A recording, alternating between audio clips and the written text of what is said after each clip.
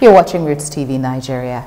Insecurity is still trending in the news, and there's so many people in this country who have been hurt, killed, displaced due to insecurity in their various communities. Of course, Zamfara has very much been on top of that list, with banditry ravaging that state and neighboring states. But then there are situations of kidnapping that has been going on, especially between the Abuja and Kaduna Expressway and so many other roads across this country.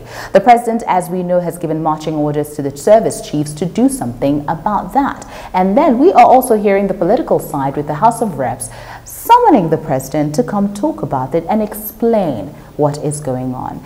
Here on the show at Rootstv, we have two analysts to talk more on this matter. Matching orders to the service chiefs, is it going to make any difference at all? I have right here in the studio Austin Aigbe, who is a public affairs analyst, but he has worked extensively in some of these crisis-prone areas. Welcome to the show. Thank you. Thanks for having me. All right. And we have Adetunji Adeyeye, who is a politician and a legal practitioner. Welcome. Thank you. All right. Austin, I want to start with you. You have experienced some of these localities. Of course, in the previous election, you were an observer. You traveled to some of these areas and you saw firsthand how insecure some of these places are. What do you think can happen at this time? Do you think that the service chiefs and with the marching orders is going to make a difference, or is really just for cosmetic sake? So, the army have always been marching. It's not first time they are having a marching order. So maybe it will be a sitting order or some kind of order that will be strange or that will be new. The service chiefs have been attacked over a period of time for the level of violence across the country, with all of so-called Operation Python or Snake or Turtles or whatever dance that is ongoing.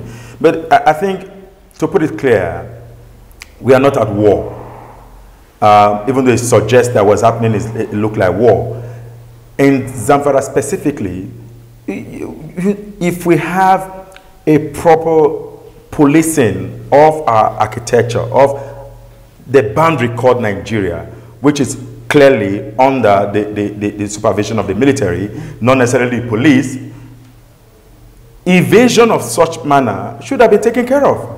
The army have facility in 34 states of the federation, which means in every state you go to, less about 4 or 5, you may not see military formation in those states. But Zamfara is one of them.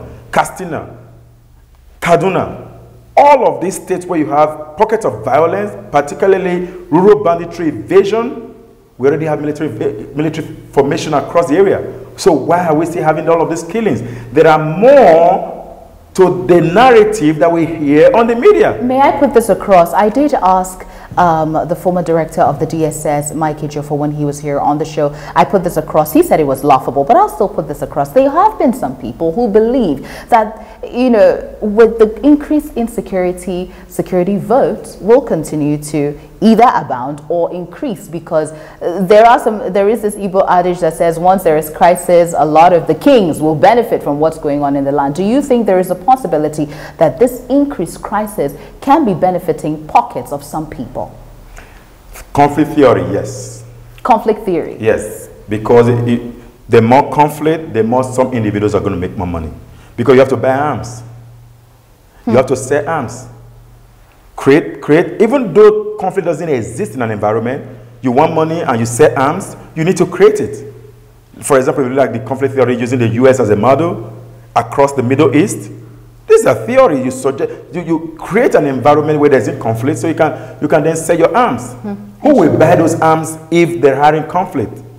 So what is happening in Zamfara, for example, is there are certain amount of money that arguably are credible to whether it's the military or the governor or whatever. Don't also forget that the state of Zamfara, by way of our political structure, the governor came out last year to announce that it was relinquishing the position of the chief security officer, because as of that moment, he wasn't in control of his own state. Of course, so he couldn't mobilize the military or the police. So he wanted a state of emergency, but he wanted to remain as governor. So which you can't have the two. Of course. So, but what happened in Zamfara is certain individuals.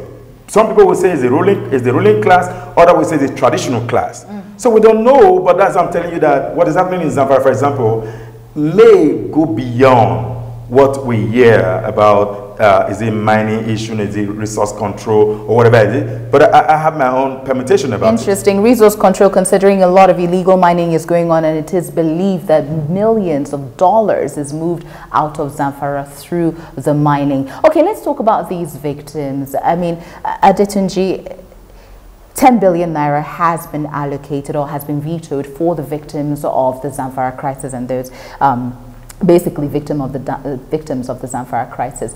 Does this work? Is this good enough? Is this something, well, of course, something has been given, but is this enough to help these people rebuild their lives, especially for people who have been sacked from their homes?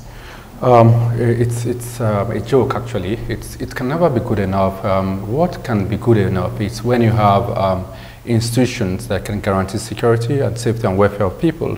The measure that has been applied is medicine after death, and it's actually a medicine that insults our sensibilities. You know, our security as a policy in this country has been a joke all along.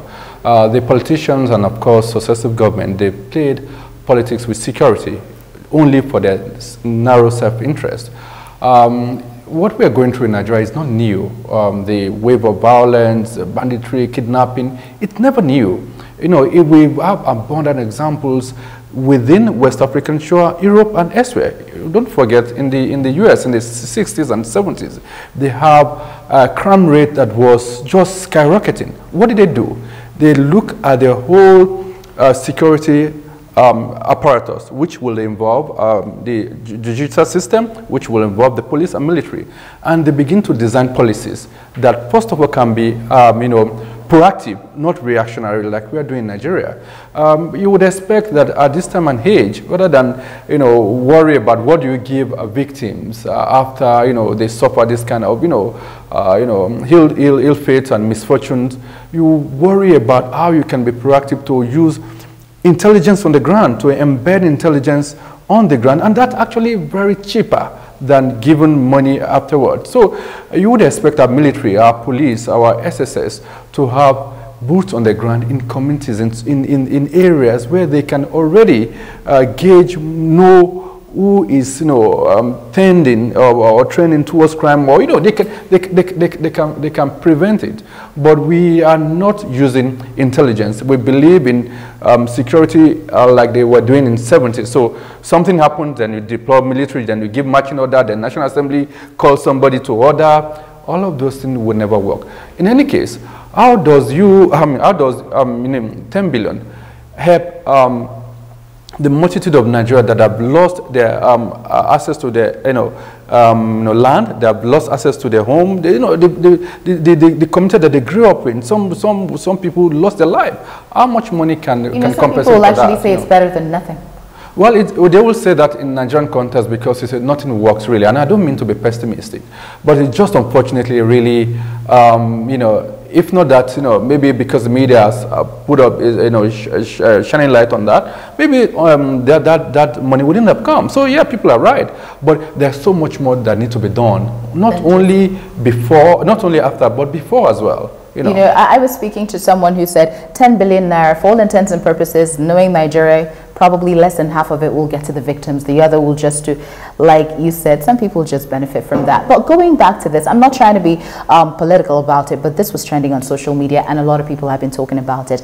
Journalist Kadaria Ahmed came out, and of course she's from Zamfara State. She held a protest and, she had very strong words for the president, strong words for the governor of Zamfara State, and even very strong words for the governors in the northern part of Nigeria. Some people have criticized her, saying this was the president that some people say she was quite lenient on and supported during the election process, and all of a sudden she has come to criticize this person. How does that affect the process? Now, let's not forget the fact that she is protesting what is going on for her people. But when you have a situation where there's a bit of a conflict, how does that factor into the situation? Austin. Zamfara crisis is not new. Zamfara killings, neither new. Whatever has happened, everyone's effort is okay, but it would have been very important engaging the process ab initio. You see what has happened in Zamfara? When few of us before the election had caught out Zamfara, specifically before, ahead of the election, when the governor came out boldly to say, I am no longer in charge of my state. That ought to have been the changing point. That was what's happening on the ground. What's happening? What's happening to Zamfara? And don't also forget, we are living in Castina at the moment, even though the governor also came out. That was no longer in charge of his own state. Talking about Castina, the home state of the president. So now you see the trajectory, you see the movement around that, because the borderline between those states. So some cartel, because there is, I don't know if there's good mind also in Castina, but what's happening in Castina? The killings happening in Castina is also alarming. So now it's Zamfara because of the magnitude of the recent attack.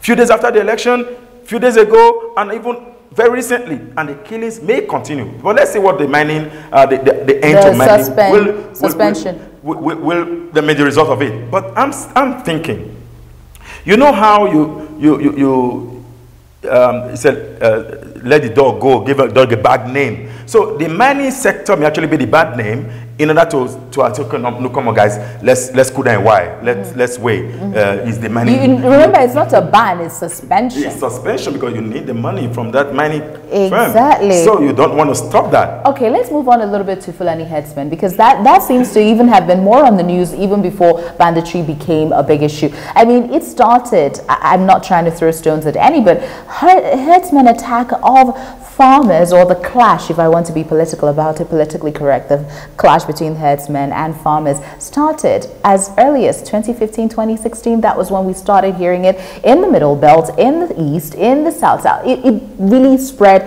even North Central. Now, the House of Reps is actually asking, as a matter of fact, a representative, Mila, from, of course, Benue State, is asking that the president shows up at the House of Reps and declares Fulani headsmen terrorists. And the army or the military, the service chiefs, should pay as equal attention to them as Boko Haram. What are your thoughts on this? All right, okay. In as much that I agree with that sentiment or that argument that the president has not shown good leadership on the issue of Boko Haram, I'm sorry, the headsmen, by failing to call them terrorists or terrorist in a group, that's not enough. That wouldn't even solve the problem. Okay, so if the president calls them terrorists, does that actually stop the root cause of the conflict that usually arise, between the clashes, the headsmen and the farmers and the community? Yes. So I think what is important and what is critical is to have a national policy on how to deal with it, and some of that would also be found in our Land Use Act, which I personally have advocated for, that it's a fraud. You see, you say the Land Use Act is a fraud. Oh yes, indeed. It's it goes back to some of the issues that I feel passionate about, that until we address certain things in Nigeria, especially our constitution, that we sincerely address it in terms of national development, we will continue to have this kind of problems.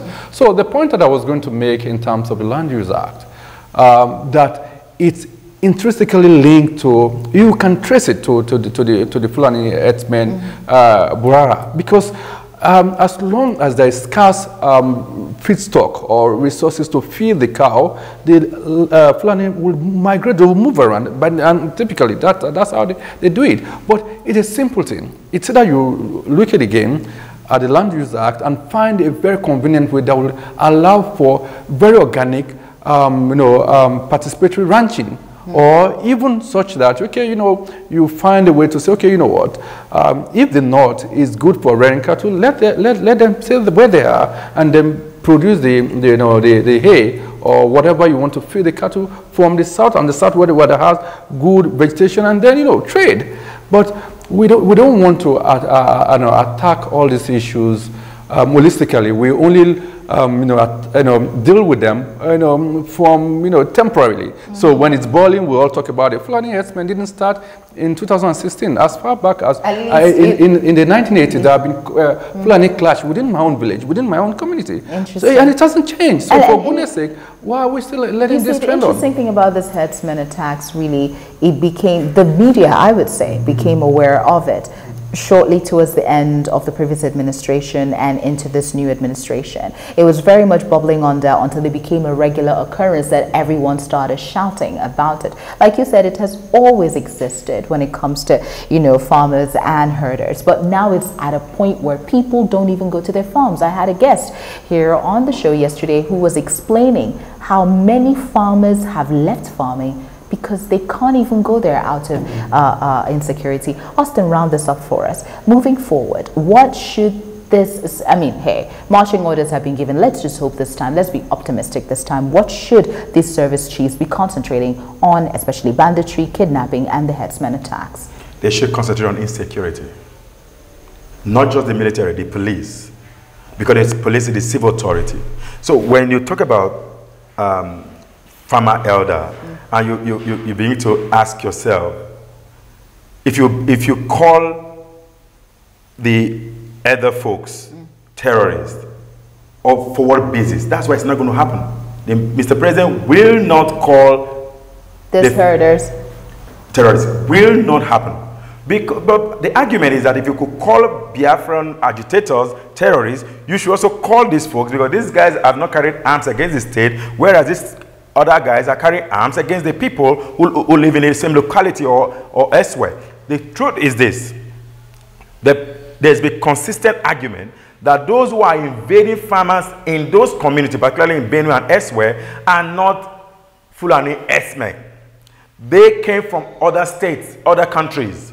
So they've invaded with arms that before now, Fulani doesn't carry arms along with AK-47. So that is where our entry point comes in. The government of the day must sincerely pursue after these non-Nigerians, in quote, because we are told that they are non-Nigerians. Yes. So pursue after these non-Nigerians, deal with them, and ensure they are called the name they deserve. They are terrorists. They are invading our land.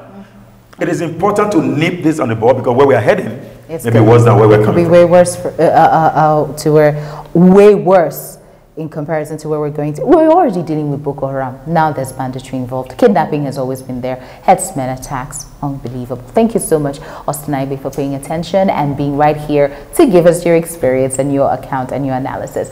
Honorable Adeyeye, thank you so much for being right here to explain a lot of things, especially the Land Use Act. Thank you. Now, we would like you to go to the comment section of this video and give us your thoughts on all that we have discussed, especially when it comes to solutions. You've been watching Rootstv Nigeria. My name is Gloria Oje Emode.